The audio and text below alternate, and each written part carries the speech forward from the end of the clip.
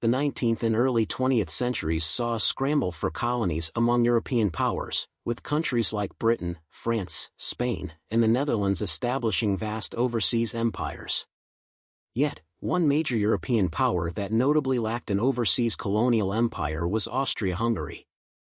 The Austro-Hungarian Empire, one of the great powers of Europe, did not pursue overseas territories, a decision shaped by a complex mix of historical, geopolitical, and economic factors. Here's a look at why Austria-Hungary did not engage in the colonial race. 1. Geopolitical constraints and focus on continental Europe. Austria-Hungary's primary concerns were deeply rooted in Europe itself. As a multi-ethnic empire straddling Central Europe, it was constantly involved in political, military, and diplomatic struggles on the continent. The empire had to contend with rival powers in Europe, such as Prussia, later Germany, Russia, and the Ottoman Empire. Its attention was drawn to maintaining territorial integrity, balancing the ambitions of various ethnic groups within its borders, and managing shifting alliances in a dynamic and unstable European landscape. The empire's historical rivalry with the Ottoman Empire meant its ambitions were often focused on the Balkans, where it sought to expand and maintain influence. For much of its history, Austria-Hungary was more interested in acquiring land and influence in neighboring regions rather than pursuing distant overseas territories. 2. Lack of a strong maritime tradition. Unlike Britain, Spain, or Portugal, Austria-Hungary lacked a powerful navy or a long-standing maritime tradition. The Austrian Empire was primarily a landlocked state until the acquisition of the Adriatic coast, but even then, its coastline was relatively small compared to the vast seafaring empires of Europe. By the time the empire had access to the sea, other nations had already secured the most valuable colonial territories. Additionally, Austria-Hungary never invested heavily in naval infrastructure or maritime exploration. The empire had neither the fleets necessary to protect overseas territories nor the ability to project military power across oceans. Even though the Austro-Hungarian navy became more developed by the late 19th century, it was far from strong enough to compete with the powerful navies of Britain or France.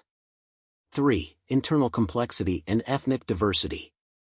Austria-Hungary was a complex, multi-ethnic empire with a delicate balance between its various nationalities. The dual monarchy of Austria and Hungary, established in 1867, reflected an already fragile arrangement. Governing diverse populations, including Germans, Hungarians, Czechs, Slovaks, Poles, Croats, Serbs, and many others, required significant internal resources and political attention.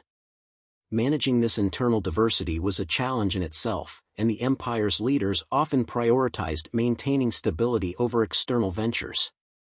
Unlike France or Britain, where national unity was stronger, Austria-Hungary's rulers were wary of further complicating an already intricate system of governance by adding overseas territories that could introduce new ethnic tensions and economic burdens. 4. Economic limitations. Colonial empires required substantial economic investment to establish and maintain. Austria-Hungary, while industrializing in the 19th century, did not have the same level of economic resources or mercantile tradition that characterized other colonial powers. The empire's economy was more focused on agriculture and internal markets, and it lacked the capital necessary to embark on costly colonial ventures overseas. Furthermore, Austria-Hungary was primarily concerned with industrialization at home and integrating its diverse domestic economy. Investing resources in overseas colonies would have diverted attention from more pressing needs, such as infrastructure development, modernization, and maintaining internal cohesion. 5. Late unification and lack of colonial momentum.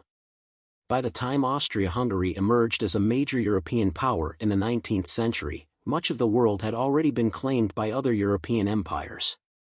The empire's rise to prominence came later than other colonial powers like Spain, Portugal, and Britain, who had established their colonial empires centuries earlier.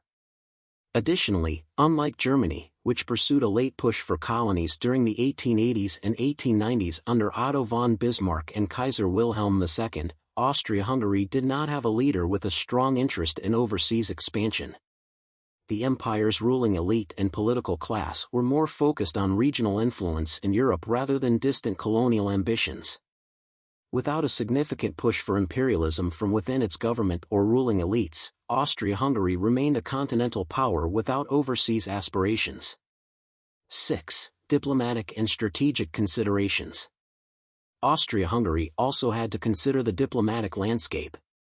Pursuing colonies would have brought it into direct competition with established colonial powers like Britain and France, which already dominated key regions like Africa and Asia. Engaging in colonial conflicts could have destabilized Austria-Hungary's delicate position in Europe, especially given its long-standing alliances with these same powers.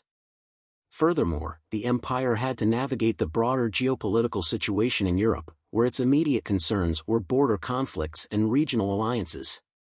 The Austro-Hungarian leadership likely viewed overseas colonies as a risky diversion from its primary strategic interests, which lay in maintaining its status as a great power in Europe. Austria-Hungary's lack of overseas colonies was not due to a single factor but rather a combination of internal and external considerations. The empire's focus on continental Europe, its lack of maritime tradition, economic limitations, ethnic complexities, and a lack of colonial momentum all played a role in shaping its non-colonial path. In contrast to other European powers that prioritized overseas expansion, Austria-Hungary was more preoccupied with maintaining stability within its own borders and securing influence in its immediate neighborhood. As a result, it remained a major European power without ever becoming a colonial empire.